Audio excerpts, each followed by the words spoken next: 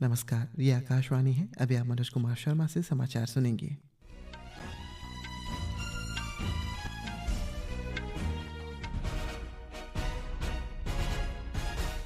पहले मुख्य समाचार। प्रधानमंत्री नरेंद्र मोदी ने मुद्रा योजना की 10वीं वर्षगांठ पर उद्यमियों को सशक्त बनाने वाली एक मौन क्रांति के रूप में इसकी सराहना की। सर्वोच्च न्यायालय ने तमिलनाडु के राज्यपाल RN रवि के 10 विधेयकों को राष्ट्रपति की मंजूरी के लिए सुरक्षित रखने के फैसले को अवैध और गलत करार दिया। विदेश मंत्री डॉक्टर एस जयशंकर ने दोनों देशों के बीच संबंधों को बढ़ाने के लिए दुबई के क्राउन प्रिंस शेख हमदान बिन मोहम्मद अल मखदूम के साथ बैठक की। जम्मू कश्मीर के 3 और राजनीतिक संगठनों ने अलगाववादी हुर्रियत कॉन्फ्रेंस से खुद को अलग कर लिया और IPL क्रिकेट में कोलकाता नाइट राइडर्स का आज शाम कोलकाता के ईडन गार्डन्स में लखनऊ सुपर जायंट्स से मुकाबला होगा। अब समाचार विस्तार से। प्रधानमंत्री नरेंद्र मोदी ने आज कहा है कि उनकी सरकार एक मजबूत पारिस्थितिकी तंत्र सुनिश्चित करने पर ध्यान केंद्रित करना जारी रखेगी, जहां हर महत्वाकांक्षी उद्यमी को ऋण तक पहुंचना हो, जिससे उन्हें आत्मविश्वास और विकास का मौका मिले। प्रधानमंत्री मुद्रा योजना की 10वीं वर्षगांठ पर एक सोशल मीडिया पोस्ट में श्री मोदी ने कहा है कि मुद्रा लाभार्थियों में से आधे SC, ST और OBC समुदाय से हैं और 70% से अधिक लाभार्थी महिलाएं हैं।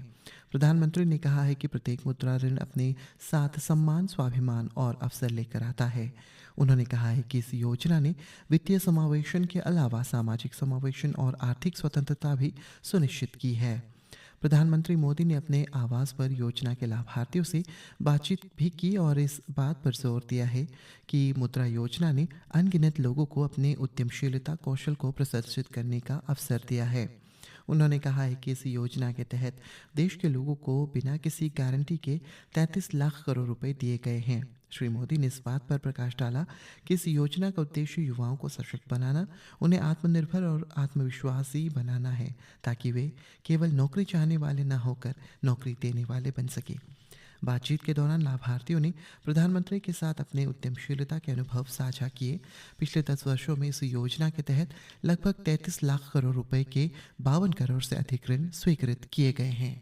अब इस योजना को 10 साल हो गए। ये सरकार ऐसी है कि एक योजना का 10 साल के बाद हिसाब लगा रही। लोगों से पूछ रहे कि भाई ठीक है, हम तो कह रहे हैं कि ये हुआ, लेकिन आप बताइए क्या हुआ। और जैसे मैं आपसे पूछ रहा हूँ, आज देश भर में आने वाले दिनों में ऐसे समूहों को मेरे सब साथी पूछने वाले हैं, और उसके कारण अगर कोई इसमें बदलाव लाना है, कुछ सुधार करना है, तो वो उस दिशा में भी हम जाने वाले हैं। शुरू में 50,000 से 5 लाख किया। सरकार का कॉन्फिडेंस देखिए कि पहले सरकार भी सोचती थी भाई 5 लाख से ऊपर मत तो डूब जाएगा तो क्या करेंगे, तो मोदी के बाल लौट लेंगे सब लोग। लेकिन मेरे देश के लोगों ने मेरे विश्वास को तोड़ा नहीं। मेरा जो मेरे देशवासियों पर भरोसा था उसको आप लोगों ने मजबूत किया, और उसके कारण मेरी हिम्मत हुई कि 50,000 से 20 लाख पर पहुंच गए। ये निर्णय छोटा नहीं है।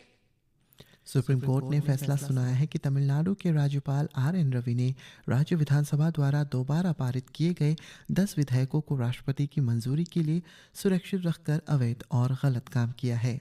जस्टिस JB पारदीवाला और R महादेवन की पीठ ने फैसला सुनाया है कि राज्यपाल के लिए राष्ट्रपति के लिए विधेयक को सुरक्षित रखना संभव नहीं है, जिसे विधानसभा द्वारा फिर से पारित किए जाने के बाद राज्य सरकार द्वारा फिर से पेश किया गया था।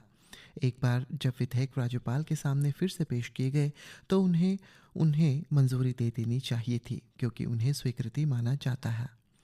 पीठ ने यह भी स्पष्ट किया है कि संविधान के अनुच्छेद 200 के तहत राज्यपाल के पास स्वीकृति रोकने का विवेकाधीन अधिकार नहीं है और उन्हें मुख्यमंत्री और मंत्रिपरिषद की सलाह पर काम करना चाहिए। मुख्यमंत्री MK स्टैलिन ने सुप्रीम कोर्ट के फैसले को तमिलनाडु और पूरे भारत में सभी राज्य सरकारों के लिए ऐतिहासिक जीत बताया है। तमिलनाडु विधानसभा में बोलते हुए CM स्टैलिन ने कहा है कि फैसले ने विधायी स्वायत्तता पर राज्य के रुख को सही साबित किया है। अरुणाचल प्रदेश में कल आयोजित कैबिनेट की बैठक में मुख्यमंत्री पेमा खांडू ने सीधी भर्ती के लिए निर्धारित अपर एज लिमिट में एक बार छूट की मंजूरी दे दी है। इससे उम्मीदवारों को उन श्रेणियों के पदों के लिए पात्र होने और आवेदन करने में सक्षम बनाती है जहां पिछली रिक्त अधिसूचनाएं 2024 से पहले जारी निर्धारित शर्तों के अधीन अरुणाचल प्रदेश लोक सेवा आयोग द्वारा रद्द कर दी गई थी या रद्द कर दी जाएंगी। कैबिनेट ने अरुणाचल प्रदेश सरकार के तहत असिस्टेंट इंजीनियर्स और जूनियर इंजीनियर्स के पदों पर सीधी भर्ती के लिए एक सामान्य परीक्षा योजना तैयार करने के प्रस्ताव को भी मंजूरी दे दी है। दुबई के क्राउन प्रिंस संयुक्त अरब अमीरात के उप प्रधानमंत्री और रक्षा मंत्री शेख हमदान बिन मोहम्मद अल मखदूम आज 2 दिवसीय भारत यात्रा पर नई दिल्ली पहुंचे। राष्ट्रीय राजधानी के हवाई अड्डे पर राज्य मंत्री सुरेश गोपी ने उनका स्वागत किया। दुबई के क्राउन प्रिंस के रूप में ये उनकी पहली आधिकारिक भारत यात्रा होगी।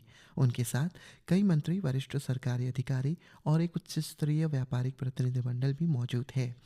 अतिथि गणमान्य व्यक्ति विदेश मंत्री डॉक्टर जयशंकर और रक्षा मंत्री राजनाथ सिंह के साथ भी बैठक करेंगे। उसके बाद क्राउन प्रिंस मुंबई के लिए रवाना होंगे, जहां वे दोनों पक्षों के प्रमुख व्यापारिक नेताओं के साथ एक व्यापारिक गोलमेज बैठक में भाग लेंगे। राष्ट्रपति द्रौपदी मुर्मू पुर्तगाल और सोलवाक गणराज्य की ऐतिहासिक राजकीय यात्रा पर है। पुर्तगाल की अपनी यात्रा के दूसरे और अंतिम दिन आज राष्ट्रपति ने पुर्तगाल के प्रधानमंत्री लुइस मोंटेग्रो से मुलाकात करेंगी। कल राष्ट्रपति मुर्मू ने लिस्बन में अपने पुर्तगाली समकक्ष मार्सेलो रेबेलो डे सूजा के साथ प्रतिनिधिमंडल स्तर की वार्ता की। पुर्तगाल की अपनी यात्रा समाप्त करने के बाद राष्ट्रपति मुर्मू स्लोवाक राष्ट्रपति पीटर पेलेग्रिनी के निमंत्रण पर स्लोवाकिया की यात्रा करेंगी। केंद्रीय कृषि एवं किसान कल्याण मंत्री शिवराज सिंह चौहान और इजरायल के कृषि मंत्री एवी डिचर ने आज नई दिल्ली में कृषि में द्विपक्षीय सहयोग से संबंधित समझौतों पर हस्ताक्षर किए। बैठक को संबोधित करते हुए श्री चौहान ने कहा है कि भारत और इजरायल के बीच द्विपक्षीय साझेदारी अच्छी तरह से आगे बढ़ रही है। मंत्री ने इस बात पर प्रकाश डाला कि दोनों देश कृषि, नवाचार, जल और प्रौद्योगिकी के क्षेत्र में उत्कृष्ट सहयोग कर रहे हैं।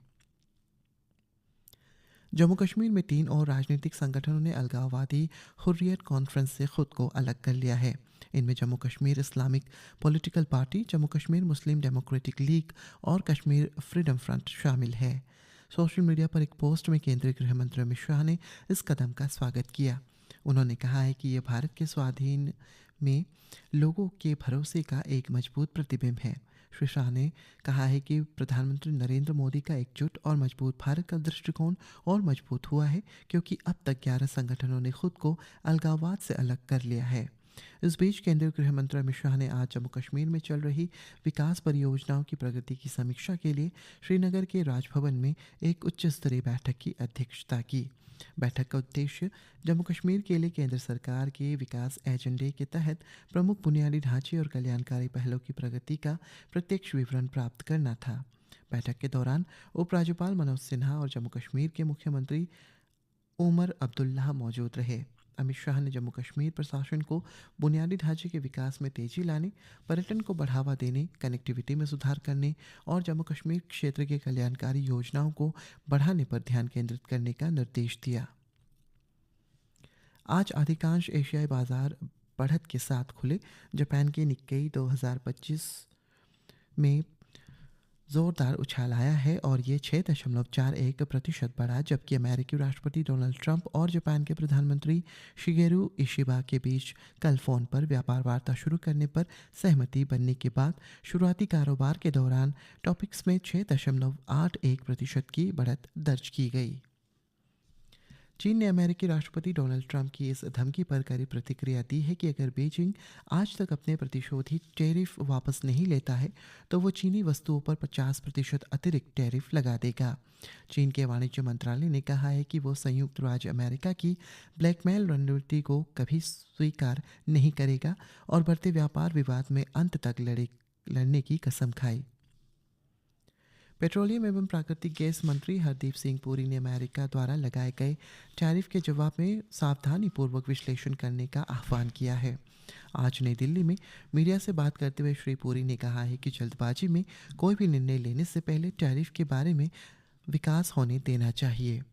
राष्ट्रपति डोनाल्ड ट्रंप ने घोषणा की है कि ईरान के परमाणु कार्यक्रम के संबंध में अमेरिका ने ईरान के साथ सीधी बातचीत शुरू कर दी है, जबकि तेहरान के वाशिंगटन की वार्ता को आह्वान को पहले ही खारिज कर दिया था।